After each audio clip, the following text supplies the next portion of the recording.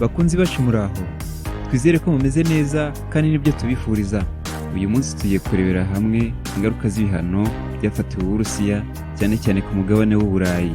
Niba mwibuka neza mu kiganiro cyacu cy'ubushize cyavugaga ku bihano byafatiwe Uburusiya, guhagarika ubucuruzi bwa peteroli n'Uburusiya ni kimwe mu bihano twabonye bifashwe n'ibihugu by'uburengerazuba bw'isi mu rwego rwo guca intege Uburusiya mu ntambara bwashoje kuri Ukraine. Ubushize gusoza twavuze ku mwanya Uburusiya bufite mu rwego rw'isi ku bintu bitandukanye bwa exporta. Ese uzi ko Uburusiya ari igihugu cya kabiri ku isi cya exporta peteroli? Ese uzi ko 27% bya peteroli ikoreshwa ku mugabane w'Uburayi ituruka mu Burusiya? Buri munsi abanyaburayi bagura peteroli y'Abarusiya ihwanye na miliyoni 400 z'amadolari. Ese uzi ko Uburusiya ari igihugu cya kabiri mu bya exporta gaze nyinshi ku isi? Wari uzi ko se 40% by'iyo gaze igurwa n'abanyaburayi? Buri munsi abanyaburayi bagura gaze y'Abarusiya ihwanye na miliyoni 500 z'amadolari y'Amerika. Ese kuki ibihugu by'uburengerazuba bw'isi bifatira Uburusiya ibihano biremereye by'ubukungu kandi hari byinshi bahahayo? Ingaruka biba byabageraho ese bazitekerezaho? Cyangwa se abanyaburayi bagendera mu kigare cya Leta Zunze Ubumwe za Amerika? Icyo ni ikibazo abantu benshi bibaza, nanjye ndimo.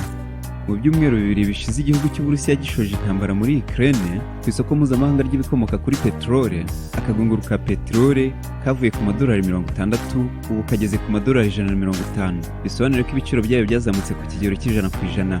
Ese hari ingaruka z'ibyo biciro bishya bya peteroli zirabageraho? Hari abo mperutse kumva batebye bavuga ko imboga rwatsi nazo zazamuye igiciro kubera intambara iri kubera muri Ukraine.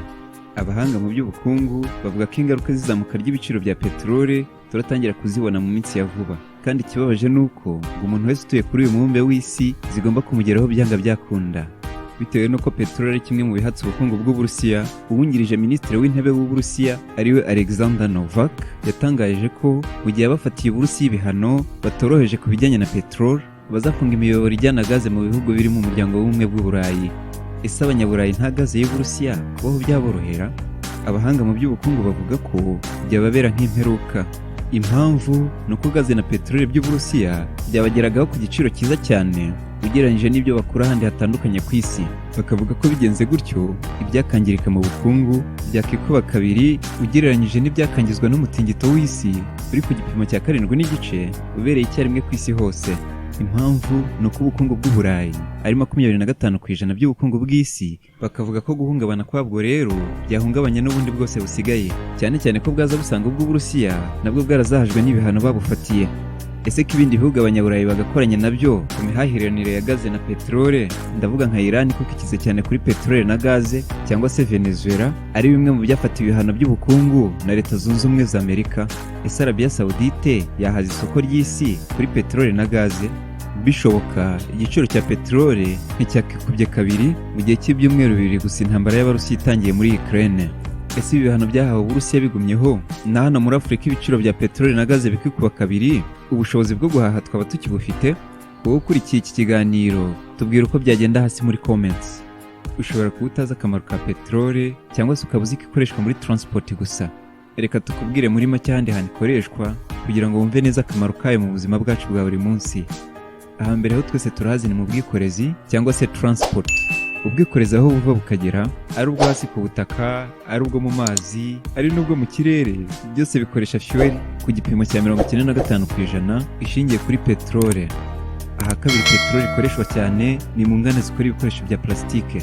Aha gatatu ni mu nganda zikora amavuta yo kwisiga n'izikora umuti w'amenyo nka Colgate n'indi. Aha kane ni ku magenerators abyara umuriro w'amashanyarazi. Aha gatanu ni ku mavuta akoreshwa n'abakanishi yoroshya ibyuma cyangwa se ibyo bita lubricants. Aha gatandatu ni mu bwubatsi bw'imihanda ya kaburimbo. Aha karindwi ni mu gukora ink zijya mu printers ndetse n'amakaramu. Aha munane ni mu gukora amatapi cyangwa se carpets. Aha 9 ni mu nganda zikora imyambaro. Aha 10 ni mu nganda zikora amarangi. Aha 11 ni mu buhinzi, aho ikoreshwa mu gukora inyongeramusaruro kuko ikungahaye kuri nitrogen. Aho peteroli ikoreshwa ni henshi ntitwaharondora ngo tuharangize, ariko aha niho h'ingenzi. Bisobanure ko igiciro cyayo kizamutse, n'ibi byose igiciro cyabyo kirazamuka. Gaze yo wabuze aho ikoreshwa se? Aha mbere ni mu guteka. Ahantu ha kabiri gaze ikoreshwa ni mu kongera cyangwa se kugabanya ubushyuhe bwo mu nzu. Aha gatatu gaze ikoreshwa ni mu kuyibyaza umuriro w'amashanyarazi. Ahantu hakandi gazi ikoreshwa ni mu nganda izikora ibyuma, peterole, izikora amakaro, ibirahure, izikora ibikoresho bya plastique, izikora ibyo kurya n'ibindi. Bisobanure ko guhenda kwa gaze bihita bituma ibi byose tuvuze bizamura igiciro. Ese abanyaburayi bariteguye bihagije ku buryo nibabura gazi ihendutse na peterole by'Uburusiya bizaborohera kuziba icyo cyuho? Igisubizo ni oya, kuko bimwe mu bihugu by'i Burayi byatangaje ko kudakoresha peteroli na gaze by'Uburusiya byabashyira mu kaga. Gusa babikoresha batabikoresha, isoko mpuzamahanga rya peteroli na gaze ryarahungabanye kandi ryatangiye kototera n'ibindi bintu. Urugero, Radio na televiziyo Flash twasuye amasoko atandukanye mu mujyi wa Kigali kureba uko ibiciro bihagaze n'ingaruka biri kugira ku bacuruzi no ku baguzi. Nk'ubu ikiro cy'isukari cyaguraga 1000 ubu kiri kugura 1400. Umuti w'isabune waguraga 800 ubu uri kugura amafaranga 1000. Naho amavuta yo guteka litiro imwe yaguraga 1500 ubu iri kugura amafaranga 3000 y'amanyarwanda. Kandi byose mu gihe kitarenze ibyumweru 2 nk'uko twabisanze mu isoko rya Zeniya muri Kicukiro. Abacuruzi baganiriye n'itangazamakuru ryacu bagaragaje ko izamuka ry'ibiciro ririho ubu ridasanzwe, kuko igiciro cy'igicuruzwa kimwe gishobora kwiyongera inshuro 3 ku munsi. Ikiro cy'isukari turi kugicuruza ku cyatanu. Niko gihagaze, ariko mu minsi yashize cyari cyane icyatatu, ariko buri munsi hiyongeraho ikintu, Mbere ava midi hari igiciro, après midi hari igiciro, saa sita hari igiciro, bigenda bizamuka buri saha. Ibiciro bigenda bizamuka. Aba bacuruzi bavuga ko bikomeje gutya bashobora gukinga imiryango ngo kuko abaguzi baranga kugura nabo bikabahombera. Ntabwo turimo tubona abaguzi, kuko niba umuntu yazaga akagura ibyo ajya kurya arahita bireka. Ese uzi ko Uburusiya ari cyo gihugu cya 5 cy'export ubutare bw'ibyuma ku isi? Ese wari uzi ko Uburayi bwose buri mwaka bugura ubutare buhwanye na miliyari 5 z'amadolari mu gihugu cy'Uburusiya? Ese inganda z'i Burayi zikora ibyuma ziteguye kubukura kure buzihenze? Ubwo bisobanure ko n'ibyo bakora bizahita bizamura igiciro. Ikindi, mu kiganiro cy'ubushize twabonye ko Ukraine ari igihugu cya 9 mu bihugu bya export amavuta yo guteka ku isi. Mu gihe cy'ibyumweru 2 gusa intambara y'Uburusiya na Ukraine imaze, igiciro cy'amavuta yo guteka cyahise kizamuka ku buryo bugaragara. Uru ni urugero rwihuse. Ese uzi ko Uburusiya na Ukraine byatangaga umusaruro ungana na 13% by'ingano zikenewe ku isi hose?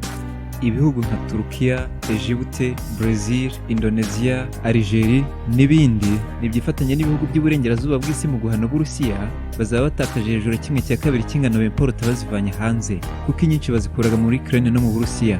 Ese abayobozi b'ibyo bihugu tuvuze biteguye guhangana n'imyigaragambyo izaterwa no kuzamura igiciro cy'umugati? Ese uzi ko Ukraine ari igihugu cya 4 ku isi cy'export ibigori? Mu gihe uyu musaruro wabyo utagiye ku isoko, Turukiya, Irani na Korea y'Epfo bizagira ikibazo gikomeye cyane gishingiye ku ibura ry'ibigori byavaga muri Ukraine no mu Burusiya. Ibyo bihugu ko ari bitatu, umusaruro w'ibigori byahaga mu Burusiya na Ukraine ufite agaciro ka miliyari 2.5 z'amadolari buri mwaka.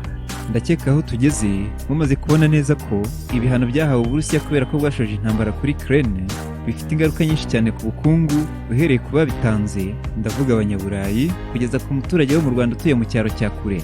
Impamvu nta yindi ni ukubera mondialization imaze gutera imbere mu bucuruzi.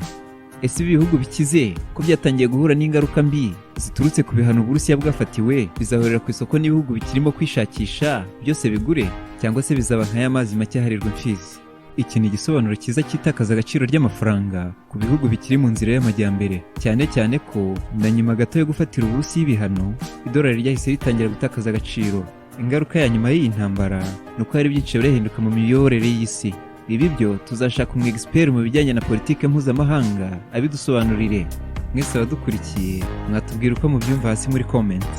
Ese Perezida w'Uburusiya bwana Vladimir Putin kabwira abanyaburayi ngo muve kuri Ukraine cyangwa se muve kuri gaz? Ese iyi ntambara izarangirira he?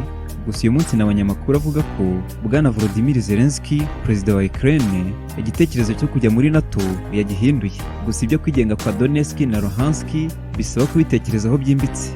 Ese abanyaburayi bazemera kugusha ubukungu bwabo mu manga kubera Ukraine? Njye icyo mbona no ko Uburusiya bushobora gutsinda izi ntambara zombi. Wowe ubibona ute? Bitubwire hasi muri comments.